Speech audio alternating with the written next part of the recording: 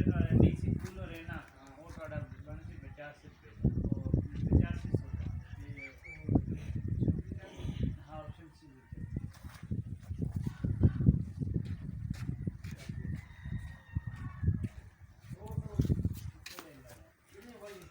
दादी तस्वीर बना देना कहने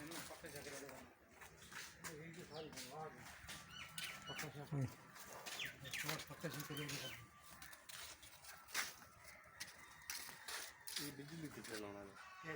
ये मैंने समझी थी चल बिजली है बिजली वाले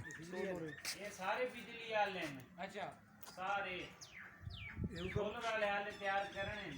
और प्लास्टिक बांधी थी उसकी छोटी मोटर होती है ना ये वड्डी मोटर बिजली की बड़ी मोटर